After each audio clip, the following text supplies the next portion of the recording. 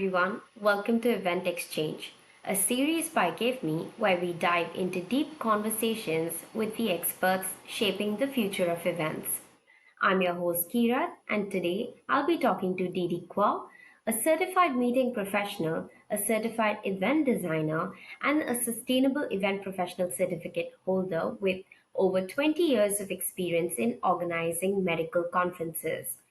Dee Dee is passionate about eco advocacy and is always looking for ways to reduce the environmental impact of her conferences. Welcome, Dee Dee. Thanks for joining us. Thank you, Kirat. The pleasure is mine today. Let's dive right into the questions then. What motivated you to prioritize sustainability in your events, and how have these efforts aligned with the values and goals of your clients? Um, I would like to start from the very beginning. I have eco anxiety, which means that I'm very conscious of what's happening, especially about our climate and the planet Earth that we live in, right? And I think, as we all know, now that awareness is gaining more and more traction around the world, and members of the public are becoming more aware, there is also, more importantly, a sense of urgency now, which is rightly so, behind every one of us individually taking steps to minimize the impact on the environment, be it through our own homes, through our community, and also through our work. Looking back at my clients and the fact that my clients, a lot of them, 90% of them are from the healthcare industry, as they are medical associations and also pharmaceutical and medical device companies. When we talk about human health, it's very tied very much to what we call the planet's health as well. Okay, when we are sick, we go to see a doctor, and but the doctors only really treat us when we are really sick, which is the 20% of the whole spectrum of our health and well-being.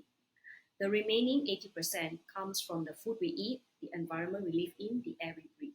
So the healthier the planet is, the healthier we will be as well. And so when you ask me, how does this align with my clients? Well, it aligns very much so. And I think from a corporate perspective for my clients as well, there is already the push down from the top to make sure that events and to make sure that the activities that their company does is also on the path of sustainability. So in that sense, we are very much aligned now. Thanks for that. And let's dive into some examples.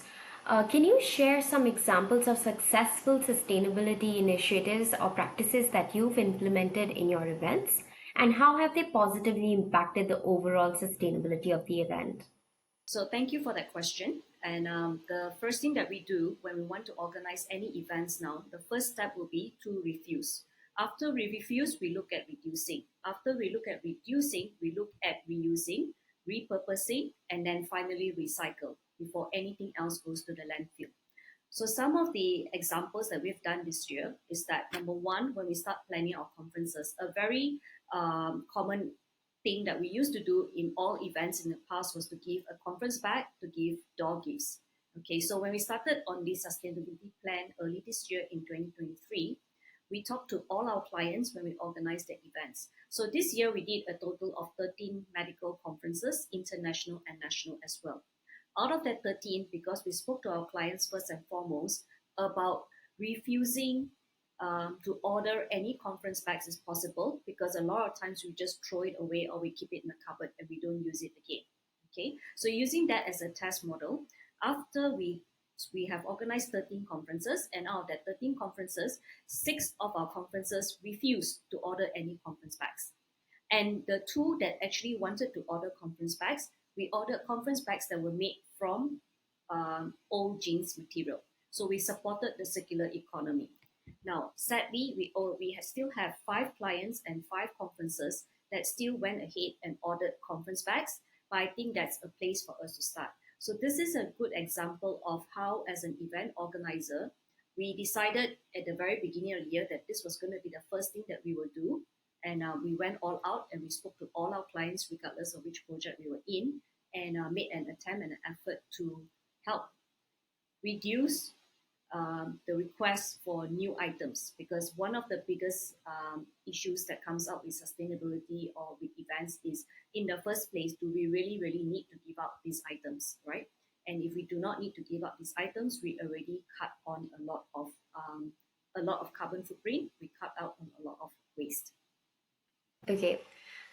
Let's take a step back. How do you stay informed about the latest trends and innovations in sustainable event planning? And how do you incorporate these new ideas into your event strategies? Okay. I'm a big fan of LinkedIn. I find that it's a very good platform. A lot of event professionals and as well as other industry professionals are in LinkedIn. There's a lot of sharing that goes on in there, and it's a very good place for any one of us to actually start. Okay, and how do I incorporate some of these ideas? It's really good because some of the examples that we see, some of the trends that we see on LinkedIn, you see examples of it already being in place and being used. So it's very useful to take those events and then to show it to my clients.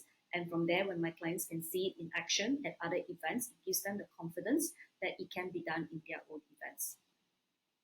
Now, let's try to kind of address the elephant in the room, right? There's a lot of the times event organizers work around budget constraints and client expectations. So, how do you approach the challenge of balancing sustainability goals with other priorities like budget and your clients' expectations? I think a lot of us in our industry, and it's an elephant in the room, and I'm just going to address it.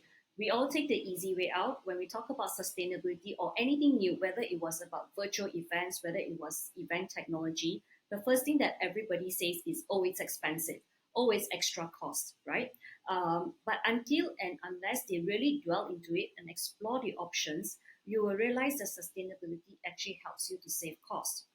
Now, the cost that we would actually have done in giving out conference bags, as an example, now that we're no longer giving it, we're not only saving our carbon footprint, but at the same time, we've saved the cost of it. What we need to do as event organizers is actually to tell the story.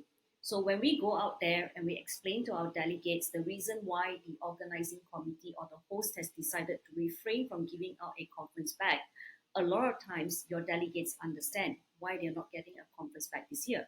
Because we all admit it. When we go back, at the end of the year, when I open my cupboard, I probably have 3 to 4 conference bags, which I never use because I have that one favorite bag that I use all the time, right? So that's a point to start, and that really helps. And of course, the rest of it is sourcing local, which a lot of people are already using. We are in Asia. Oysters are not something that you get in our backyard, and there's no need to serve oysters at our buffet lines. Let's cut the cost down, but let's also save on event waste and carbon footprint as well. So those are some examples that I usually bring up whenever my clients ask me to save costs and to prove to them how being sustainable can help them save cost. Wonderful. Those were some really interesting examples you shared there. And with that, right, like a follow up question that I have is, have you encountered any challenges or resistance from your clients, suppliers, or even attendees with implementing these practices in your events? And if so, then how have you addressed or overcome these? I think the biggest challenge that I face, not so much from the clients, because the clients can be quite open minded when you tell them that saving costs. The ones that I face the biggest challenge with are the suppliers, and suppliers meaning the people that we work with, right? Event organizers, we work with the booth contractors, we work with the venue, we work with the hoteliers. Okay, and I think a lot of times the resistance I face comes from them because it means changing the way that we need to do certain things, changing the materials that we're sourcing. There is this idea out there that if I'm a booth contractor, I've already purchased all these booth shell schemes from years ago, and I've already written it off, and I'm just reusing them again and again and again, and so my profit margin is really good, right? But then now here comes Dee Dee, and Dee Dee says, you know what? I want to do away with shell scheme rental completely. Some of my areas where I want to do away with the carpet. I do not need carpets in my venue. Like I asked the venue, why do I need to have carpets, right? Because those carpets are non-recyclable and they are single use. So what do? They all land up in a landfill. we want to cut that down. And really, why do we need to carpet the place if your venue has a very nice carpet, right? So it's actually going through this conversation with everybody, because I realize that it affects the profit of their company, and that's where the resistance comes from. However, there are some suppliers who are already looking 3 4 years ahead, and they are saying that, hey, if I am the first to change, if I'm the first to espouse sustainability and come up with new solutions and new ideas, I will be ahead of the game, right? And I can create more value for my clients, and will keep my clients in the long term, and I'm going to have more events in the long term. So there is a shift, and I'm so glad that as we get towards the end of this year with COP28 happening right now, with a lot of our own industry meetings talking about sustainability and people highlighting sustainability as a key component of as a trend that's going to come forward. I think we are finding that more and more companies and CEOs and owners are starting to re-look at this and sit down with their team and saying, so what can we do as a company, right? What kind of new products and services are we going to come up with to stay ahead of the curve? Wonderful. And let's take a switch over to understanding what are the different tools that can enable this, right? So, what role does technology play in making events more sustainable? And are there any specific tools or platforms that you find particularly beneficial?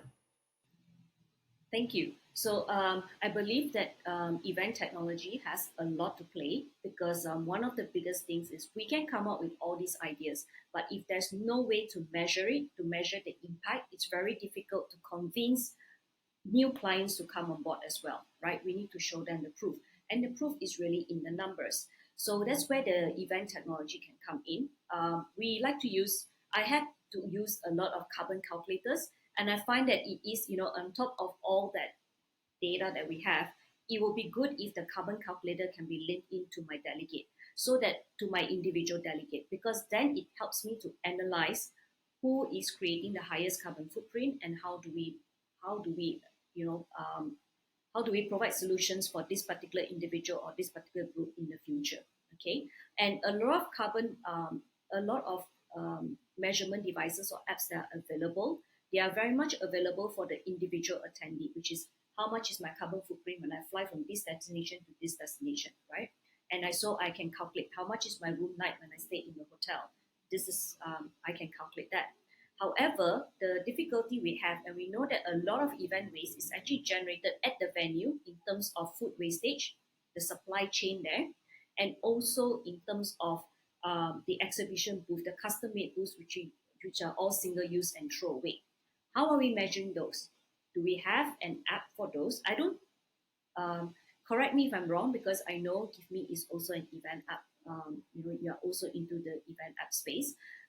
Correct me if I'm wrong, but I don't see anyone coming up with a solution to measure the amount of impact or the carbon footprint that the event organizers and the venues and the service providers generate in order for us to put the whole event together.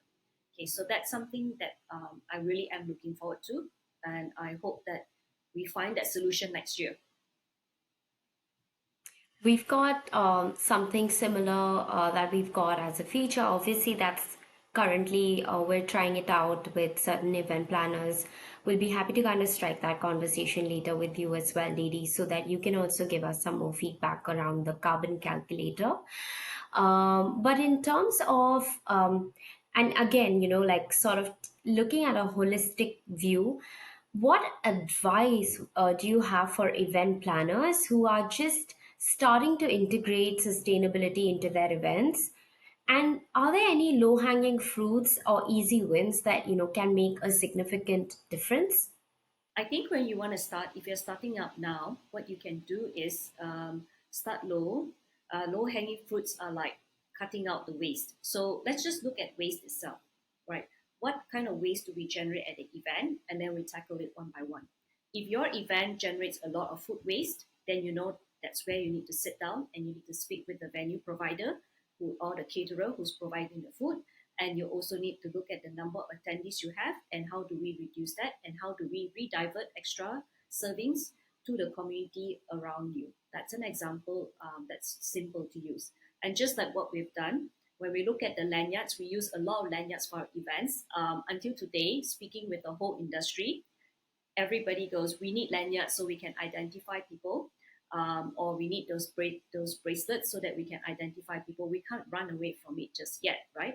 Yes, we have event technology that's available, but it's not widely available in every country. And coming from Malaysia, it's not available in every city or space that I go to. So in the meantime, I still need to have lanyards. However, we have managed to source a lanyard supplier that makes lanyards from mineral water bottles that you and I have already consumed and thrown. So if you cannot run away from something, at least you try and find the solution within the circular economy. That means something that's already been produced is just being repurposed, recycled, and repurposed into something new that we can use. So that's a way to go. So those are low hanging fruits.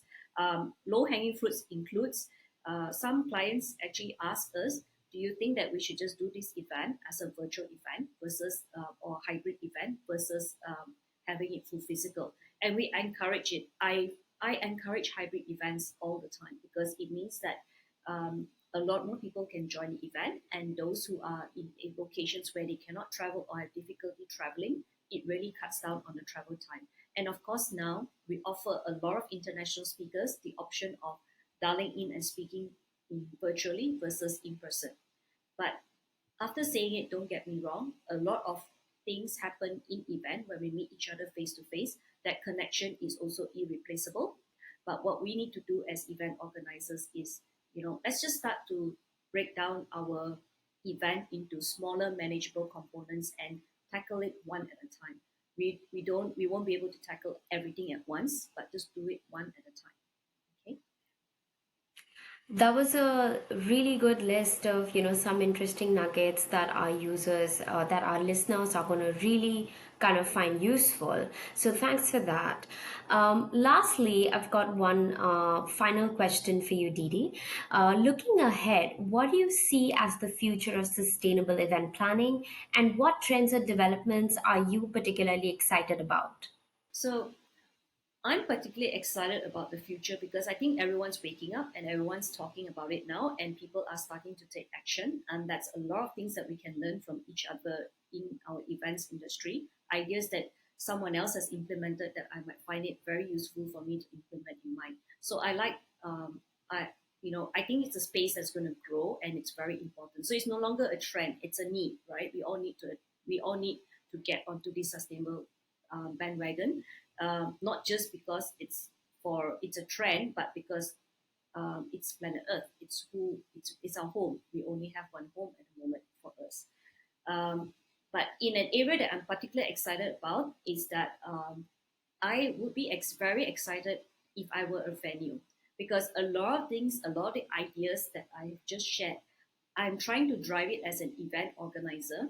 But if I had a venue that was already looking at this and breaking it down and saying, hey, I can support you in this, that would be awesome. An example would be instead of going for digital signages. So I know we've moved away from print signages to digital signages, but digital signages also incur a lot of carbon footprint, right? So one of the things that we are going to move forward to is instead of digital signages, and they are expensive because we pay rent, we rent it, we have to put it up, is to move forward and we talk about involving the local community. So why don't we have human signages, right? People from the local community, young students, young volunteers, coming from a developing region of the world, young students, young volunteers, seniors, and retirees. Get them to be a part of the event as our volunteers. They hold the signages, they smile, they make the human connection, and they tell people where to go when you're lost, when you're trying to get from one end of the convention center to the other end. Okay, so that's an area that we can definitely look in. And if I'm the venue and you are constantly there, and I'm an international event organizer and I come in just for the event, I will find it a challenge to interview locals to be my event ambassadors. Let's call them event ambassadors. It would be so difficult for me. But if you are the venue and you say, if you need event ambassadors, well, we've got a ready team for you that you can hire from, that you can interview from. And you then can provide an income for the people living in our community. So that's one place to start where we talk about sustainability, but we also talk about empowering and impacting the lives of the people that lives within the community where the event will be held. Okay, if I'm a venue, I'll be really excited because I'm going to go out and now showcase the local cuisine, the local food, the local natural resources that we have in terms of the food presentation that we have. Because if I'm an international delegate, the last thing I want to do when I travel all the way to Malaysia is to have spaghetti bolognese again. Because I can have that in my home and you can't make it as good as my mother or my grandmother makes it, right? Or my nana makes it. But when I come to your country, what I want to experience is your local cuisine. So put your whole local cuisine out on display and then we source locally, right? And when we source locally, we again support the whole local community. So these are two examples. Venues can do so much and I can go on and on about how much venues can do. And when venues step up to do this, then they also help us when they have the app for us to calculate the carbon footprint because they can then say, hey, you event organizer, you don't need to figure out how to integrate all this carbon footprint. We've got a carbon calculator that you can use. We can tell you the breakdown of all delegates, and then you can take this and input in because we've taken care of that part of it, which is the amount of carbon footprint that the delegate generates within our venue. So, so to me, being in a venue space is very exciting, especially in this when we talk about sustainability. Wonderful. Those were some really interesting points in there, and a lot of takeaways for our listeners. And I think on the venue portion as well, right? You're right. I absolutely second that because there are actually a lot of venues here, at least in Singapore, who are starting to kind of take this up as their own responsibility to make it a more sustainable venue. Even in Seattle, at the beginning of the year, I was at an event, and that whole convention center is actually a sustainable convention center. So there are venues and convention centers who are inculcating these practices in their own ways, and then again it makes the lives of event organizers slightly easier when they're sourcing for venues. So that was a very interesting point in there. Overall, it's been a lovely discussion, Dee. Thank you so much for joining us today. It was a pleasure speaking to you. Thank you so much, Kirat, for inviting me, and I hope that what I shared is useful to your listeners out there.